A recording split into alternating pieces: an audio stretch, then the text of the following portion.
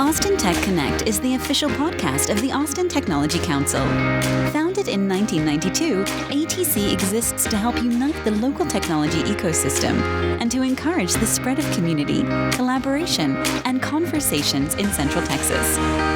This podcast is sponsored by SailPoint. They are a leading provider of identity security for the modern enterprise, empowering organizations worldwide to put identity security at the core of their business.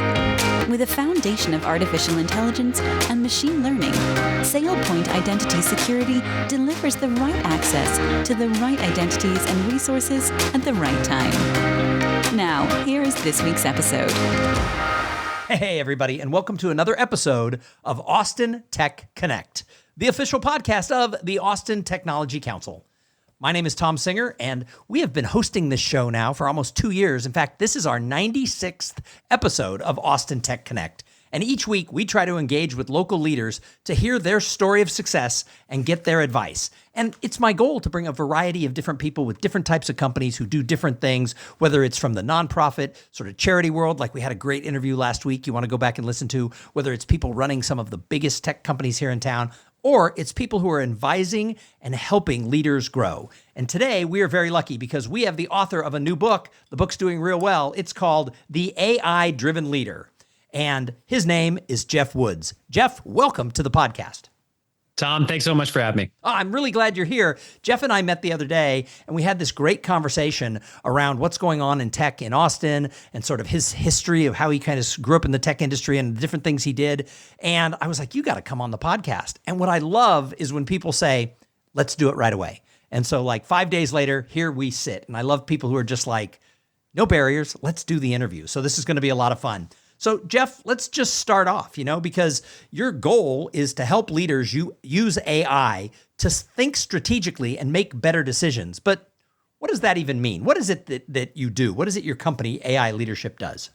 Sure. Every leader knows AI is the future, but most really don't know where to start, and then they think they're falling behind. Those that are playing around with these Gen AI models, whether it be ChatGPT, Claude, Gemini, most of the time they're using it for fairly tactical use cases. Writing an email, marketing copy, give me an idea for this. But if you think of the 80-20 rule, most of their use cases are focused on the 80% to-do list that only drives 20% of their results. I've just flipped it on its head, where I ask the question, what are the 20% priorities at a leadership level that drive growth? And that's when I came back to your ability to think strategically as a leader is the difference between growing your business or going out of business. But there are so many things as leaders that stop us from thinking more strategically, whether it be not enough time, not enough data, biases and assumptions, pressure to deliver results yesterday.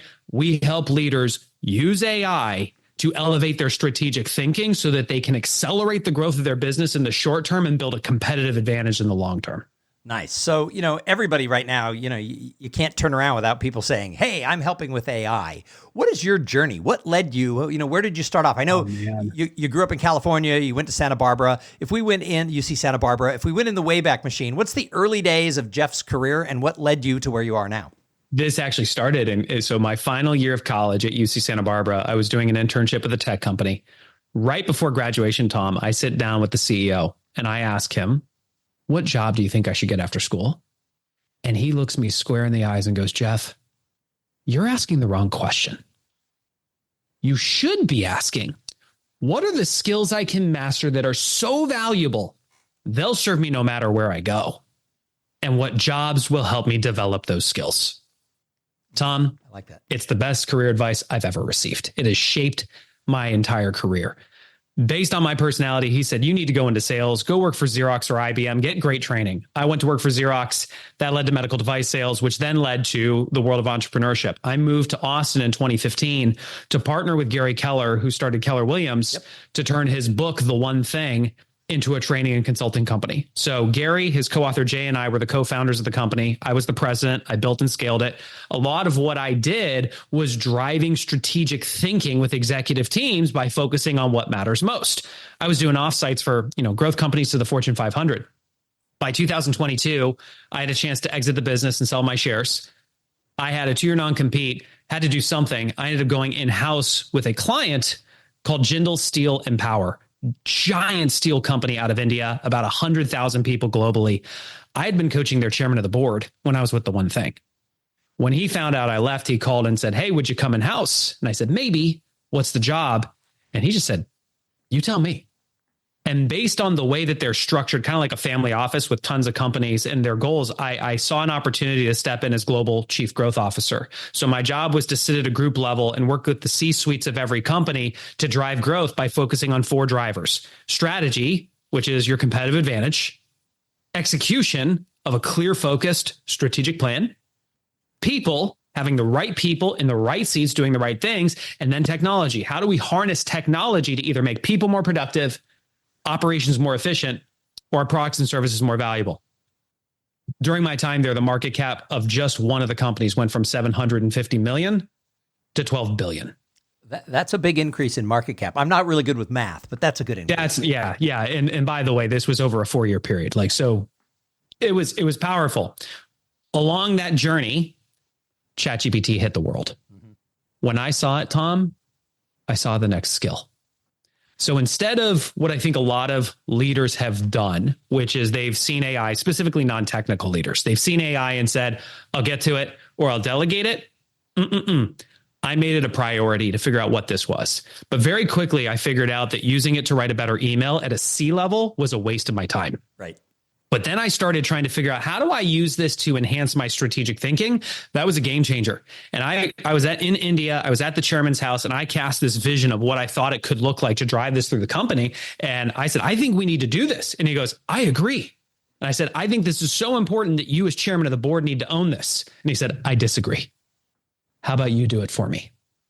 Which, being a good entrepreneur, I immediately committed and said, "Yes, I'm on it. I'll come back to you with my plan." I left his house, Tom, and went, "Oh crap, I have no idea what I'm doing." One of the things I learned from Gary Keller was anytime you're hitting a ceiling in your life, you're missing a person. And so I found myself thinking, who am I missing? I'm missing somebody who can help me understand what this technology is. That person ended up becoming a company called Google. We partnered with them. And now every quarter when I'm in India, I'm at their headquarters in Delhi. They're teaching me what the technology is, how you identify use cases, how you tune models. And that led to starting to drive it in the company. And pretty quickly, I saw a big problem, which was one, I was thinking too small for myself, because doing this for somebody else was not, I'm an entrepreneur at heart. So I saw an opportunity to build a company, which became AI Leadership. But 2, all the authorities have been tech companies pushing this as a solution, looking for a problem. It's completely backwards, because AI adoption is not your goal. Driving growth is, and AI can accelerate it or it can distract you from it. And so I saw a need for somebody to step into the world to show leaders who they can become to accelerate growth and build a competitive advantage. And that became the backbone of my book, The AI Driven Leader, and my company, AI Leadership. Nice. Well, that's a fascinating story, and our paths may have crossed before, because I was kind of friendly, not like we hung out a lot, but with Jay Pappison when the book came out and when you were growing that section and when he was first starting to speak a lot, because I have a background as a professional speaker. And so I interviewed him a couple times for my personal podcast, maybe once, twice. And we used to chat once in a while about what was going on in the speaking world. And then the pandemic hit, and I really didn't keep in as close of touch with him. But I really was impressed with what he was doing, and obviously what you were doing with The One Thing and how they grew that. He's an exceptional human being. Yeah, absolutely. So, it's interesting because you talk about, people just look at it and, it writes a great email. ChatGPT was shown to me the week it first came out. Somebody came to me and said, "You got to look at this. You got to play with this." And a lot of people were sort of poo-pooing it. Even in tech, they were like, "Yeah, whatever, blah, blah, blah." And I immediately started, because I was in the process of sort of doing some stuff with Austin Technology Council, trying to think out of the box. And so every day I would tell ChatGPT, "You're my business advisor, because I can't afford one for this little nonprofit. What are the things we should do?" And it was interesting because I kept asking the question in different ways, and it would give me answers. A lot was like, "Yeah, I already knew that," or "Yeah, I don't agree with that." But every now and then it would give me a gym that I could run. So I actually consider the couple of months that I used it as my business coach to be some of the reasons that I achieved some of the things I did here. So can I show you the next level? Yes, please. So that's, a lot of people are using it that way, but they're either treating it like Google, where they're asking it a question and expecting answers, or they're treating it like an assistant, delegating low value tasks and expecting it to deliver the result. Most people have not thought of using it as a thought partner. And here's what I mean by this. There is a difference between, hey, I'm the CEO of this company, and here's the problem. As a business coach, what are the top 3 things I need to think about? Versus turning the tables and having AI interview you to pull the context out of your head so that it can then deliver a far more valuable solution. Absolutely. And an interesting thing, not quite what you're saying, but for those who listen to the podcast regularly, if you go back about 6 months, one day on a whim with no prep and no planning, I turned on the audio feature of ChatGPT. I turned on the microphone here where I do the recording of the studio, and I held my phone up to the microphone, and I said, I explained what the show was, how long we've been doing it, how many episodes, who we interviewed. And I said, you're going to be the host and you're going to interview me about where the Austin technology came from and where I think it's going. And there's a half-hour interview out there that still amazes me because that's all the prompting I gave it. And it would ask a question. I had to edit out some pauses because it would ask a question, I would answer, and then it would have to think. But other than editing out the pauses, there was no editing of that entire episode. And it's a 30-minute interview of that. And it just kept asking more deeper questions and stuff like that. So I totally see how it can do what you just said because we did it just for an episode. Can I share an example of what this looks like to use it to elevate strategic thinking? Yeah. So I was sitting down with a group of CEOs, and my question is always the same. What are the biggest problems you are facing in your business that if you could solve it, would unlock growth? And one guy looks at me and he goes, okay, I'm a CEO of a manufacturing company. I leased a whole bunch of equipment from a company in Japan. Since then, things have shifted in our market and the debt structure is now killing us. We're going to go bankrupt if it doesn't get restructured. I went, oh my gosh, I'm so sorry. What have you done? And he goes, well, dude, we tried everything and none of it has worked. We did this, we did this, we did this, we did this. None of it has worked because this is a publicly traded company in Japan. It's gone all the way to the board level and they are refusing to restructure the debt because they think it'll make them lose face in Japanese society. I have no next step. We're probably going out of business. Can AI help? That's the right question, by the way. Can AI help? Anytime I approach a use case, Tom, I approach with genuine curiosity rather than an expectation of a result. I opened up ChatGPT in this case, and I wrote a very strategic prompt. I gave it lots of context. Literally every word I just told you, Tom, I put in verbatim. Then I assigned the role of having it act as an investment banker with deep expertise in restructuring debt and asked it to interview us by asking one question at a time, up to 3 questions to gain deeper context. So it could then generate 5 non-obvious strategies this CEO could deploy to get the board to restructure the debt. And instead of just spitting out answers, which is what most people have it do, which ends up being average because it doesn't have enough context and there's hallucination, it started asking questions to surface deeper context. The first question it asked was, do you have relationships with other influential executives in Japan that this board would respect? Tom, it understood 2,000 years of Japanese culture to ask that question. I looked at the CEO. He was floored. He goes, oh my gosh, I would have never asked that. And I do. So we fed the answer back to the model. And then it asked 2 more questions around how he had navigated Japanese society historically. And it came back and said, here's your 5 non-obvious strategies. Number 1, it called the Saving Face Consortium.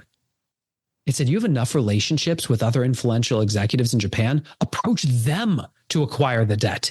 Give them really favorable terms so they would take it. Your debt will get restructured and the board will save face. I look at the CEO, Tom. I can tell he's holding back tears. And he goes, Geoff, I haven't slept in 90 days. I literally have had no next step. And I've been making peace with the fact that we're going out of business. But in less than 10 minutes, I have hope. We texted recently and he said, the ball's moving and I actually think this is going to get done. Fascinating. Nice. Here's why I think this matters for you who's listening to this. There are things that you face on a weekly basis as a leader that require real human processing power to solve. The problem is if you're doing it just based on your ability to think strategically, you're playing too small. Tom, how many books do you think you've read over your lifetime? Oh, I mean, I used to read 25 books a year until I started listening to the podcast. So I don't know, 1,000? There you go. What percent of that collective knowledge do you think you can recall and apply right now? Oh, very, very little collective of the knowledge. Yeah. Little pieces. I mean, I'm a better person because I did that much reading when I was young, but yeah. Most people would say 1%, maybe. Maybe. And you, sir, have been wildly successful on your ability to recall and harness the minority of what you've learned. That's the old way of doing it. Now you need to realize that you are the thought leader and AI is your thought partner. And if you view the relationship that way, you can tap into these models that have been trained on 200 million books worth of data. It can recall 100% of that data in the fraction of a second. So with your leadership and AI's partnership, you can solve your toughest problems and achieve your most ambitious goals. I mean, you've already got my head spinning on like 3 or 4 ideas for things around here at ATC. So I'm sure people who are listening are taking notes. So what is really Hold on, you want to do this? Sure. Why not? You want to do it for real? Let's do it for real. Okay. Because I'm like I said, I admire people who just say yes to things. So you said yes to be on the podcast. I'll say yes to do whatever you want to do. Okay, I just sent a request so I can share my screen. Absolutely. There we go. Bam. So I'm pulling up ChatGPT right now. This wasn't planned, dear listeners. We're going live. Who knows where this will go? So by the way, the model doesn't really matter at this stage. There are differences in strengths between ChatGPT versus Claude, Gemini, Perplexity. The average person is not good enough to get to the edges of any of them. Okay. So when it comes to strategic thinking, I certainly have preferences, but any model will do here. So Tom, I want you to think about a real problem you are facing right now that if you solved it would really help your business grow. Getting more of the tech community to join and support the cause of ATC. Okay, great. I'm literally typing saying what I'm typing. I have a challenge. I want to say that again. I would like more of the technology ecosystem community in Austin to join and support the cause, join ATC and support our cause of helping unite and grow the tech community into the future. And support our cause of uniting the tech community for the future. For context, I run the Austin Technology Council. So that's just context. I want you to act. What type of person do you wish could advise you here? A successful technology company leader who is dedicated to the idea of civic-minded entrepreneurship and supporting the community. And supporting the community. By the way, I have typos and spelling errors all over the place. Doesn't matter. It does not matter. Okay, so I want you to act as a successful technology company leader who is dedicated to the idea of civic-minded entrepreneurship and supporting the community with deep expertise in driving community growth. Interview me by asking one question at a time, up to 3 questions.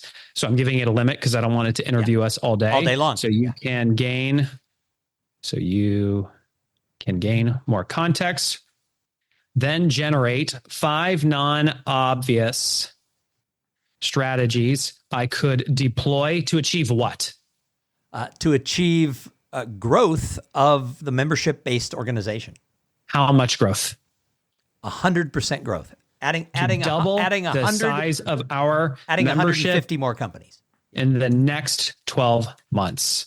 150 companies to join. Boom. That is the prompt. So by the way, you could use this to say, I I have a challenge. I want to double the growth of our business in the next 12 months. For context, this is our business. This is our business model. Here's our strategic plan. I want you to act as an aggressive, growth-minded board member. Interview me by asking one question at a time, up to 3 questions, 4 questions, 5 questions. The more questions, the more context, the better. To gain additional context, then I want you to generate 5 non-obvious strategies I could deploy to achieve this goal. So it said, to get a clear sense of where to focus, let me start with this question.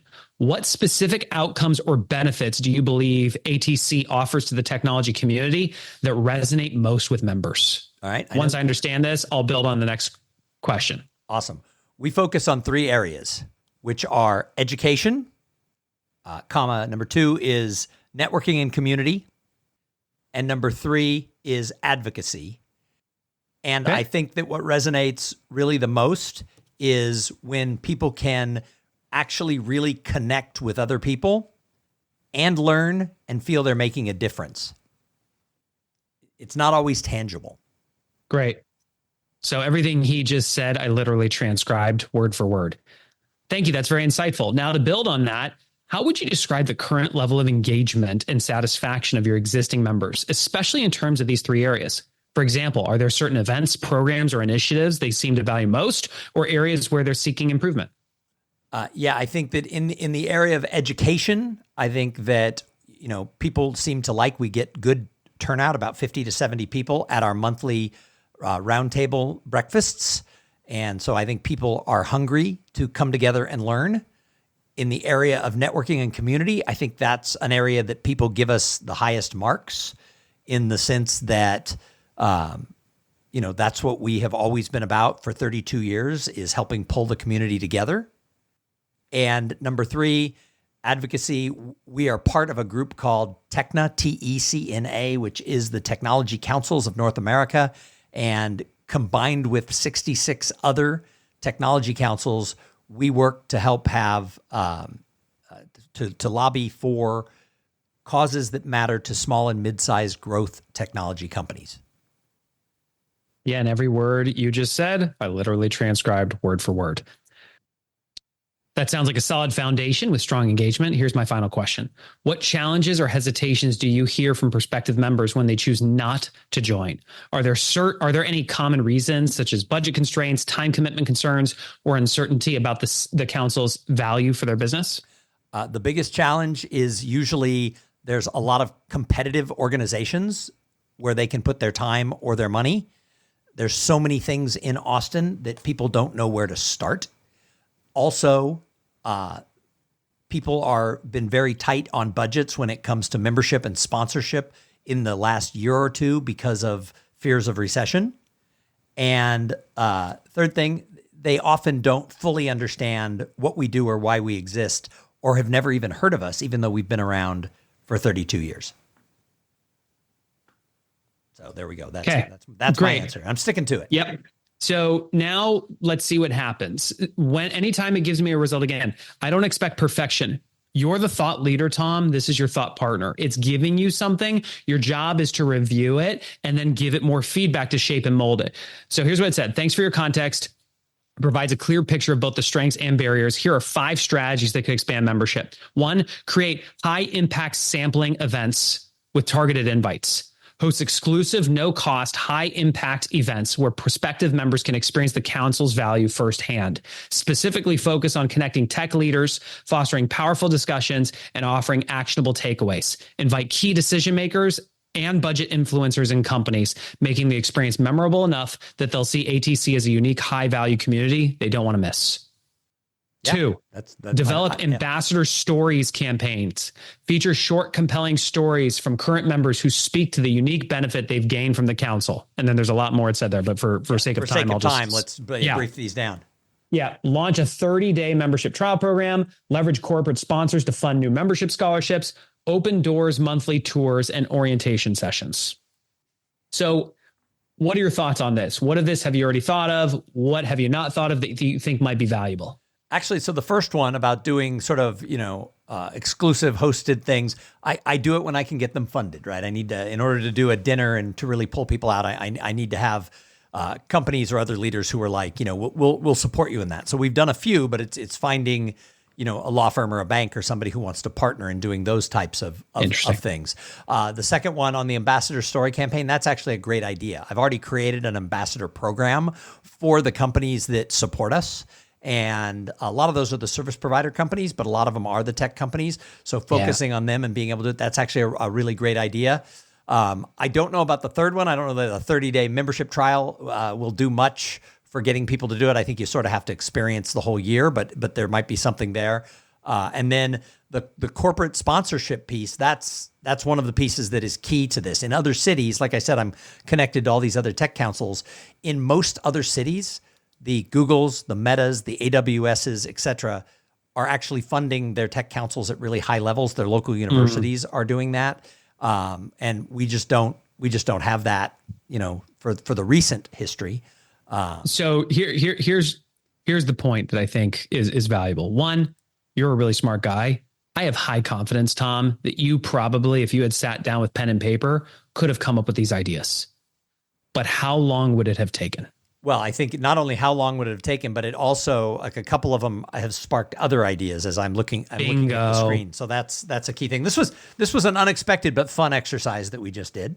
Yeah. What happens here is when you put AI in the driver's seat as your thought partner, if you give it context, you assign it a role, you have it interview you to accomplish a very specific task. It asks questions that the questions alone bring value because it clarifies your thinking. It will collapse the time it takes to get ideas on the table. It will absolutely spark non-obvious solutions if you ask it to. If you do not say generate non-obvious solutions, it's going to tell you what you already know. And you're going to go, I already thought of that. Well, it's because it's what you told AI to do. And I just think you will get better ideas in a fraction of the time. And now you can take this down different rabbit holes between, we've struggled with partnerships. Give me non-obvious ways to be more successful. Help me with my pitch. There's lots of things you can do to help you collapse the time to deliver the result. And the other thing that I've learned is when it gives you 5 answers, what I often will do with it is say, give me 5 more.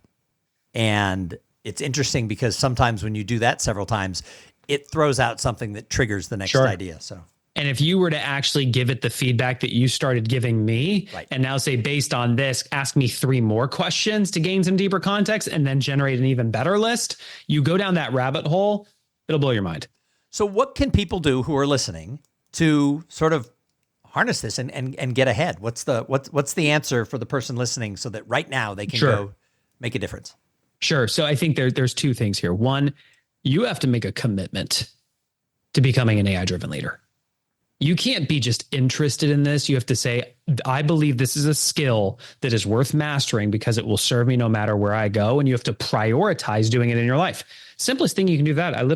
I'm showing a sticky note that I keep on my desk that says, how can AI help me do this?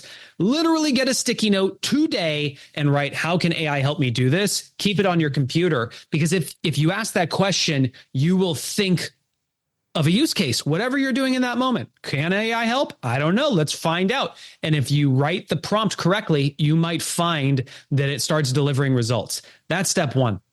Step 2 is you got to surround yourself with people who are going on this journey. Since this is generative in nature, if you try to do it yourself, you are automatically behind. So this is where I think the community aspect of this becomes so powerful. You've got to surround yourself with people that are playing the game like you and collaborating so you collapse the learning curve. Nice. So I love the idea of the sticky of how can it help me do this? Because just that way you're not going down your traditional paths. You can pull back into that. So really quick before we wrap up the interview, tell me about the book. Yeah. So the book, The AI-Driven Leader, Harnessing AI to Make Faster, Smarter Decisions. It hit number 1 in every category, which has been, I've been overwhelmed with gratitude. It is written for executives on how to use this to enhance your strategic thinking and decision-making. I've got tons of use cases, stories, prompts in the book that make this actionable and applicable for you right now. It's available in all formats on Amazon. Oh, that's awesome. And I ask everybody who comes on the show, so you've lived here since 2015. You're coming up on your 10th year anniversary. I think we give you a special sticker that says I've lived here 10 years at that point. As you come up on that, what do you love about Austin, and what are some areas as we move forward that as a community we'd better be paying attention to? I love the strong entrepreneurial heartbeat in this city. I can feel the energy. Just like when I go to New York, there's an energy about it. I feel it in Austin. The other thing I love about it is a lack of pretentiousness. I love that Austin is becoming more high end while still casual. I enjoy that very much. I think the things we can do a better job of. Ooh, that's interesting. The only thing that comes to my mind, Tom, is how do we do a better job of collaborating and sharing where each of us is strong and supporting each other in terms of where we need strength? Well, my personal motto is community, collaboration, and conversations can solve all problems. And so I believe that in this world where, AI and soon to be quantum computing and other breakthrough technologies that are coming, everything's changing fast. We might see the fastest changes in the next 5 years we've ever seen to business, to society, to life. And yet I think it's HI that matters, and that's human interaction. Because I think at the end of the day, we have to remember that you can't replace that feeling of somebody knowing you, liking you, trusting you. That has to be generated personally. So the HI matters as much as the AI. Agreed. So Geoff Woods, thank you so much for being a guest here on Austin Tech Connect. Any final words for the audience? Yeah, if you enjoyed this, you can also check out the AI Driven Leader podcast. I've got a trailer episode up right now. More will be coming over the next year. And the website is AI Leadership. You can learn about the various things we do. We have an executive AI network that is that community so that you stay ahead. We have consulting and lots of training as well. Awesome. Well, again, thank you for being here and sharing your story and sharing your wisdom. And thank you to everybody who tuned in and listened to this podcast. You know what? If it wasn't for you, why would we do the show? Every single week, I try to bring interesting people here who are part of our Austin tech ecosystem, who can sort of touch that part of you so that you can feel that heartbeat, that entrepreneurial heartbeat that Geoff mentioned that's going on right here in Austin. So make sure that you're coming back. Make sure you're sharing this podcast with all of your friends and coworkers. And then do me a favor. Is your company currently supporting the Austin Technology Council? We're a grassroots organization, but we can't do what we do if it's not for you showing up and leading. We need the grassroots to be involved. So make sure that your company is a member or a sponsor of the Austin Technology Council. And we'll see you back here next week. Thanks for listening to the Austin Tech Connect podcast. Make sure your company is a member of the Austin Technology Council and add your voice to the future of our tech ecosystem in Central Texas.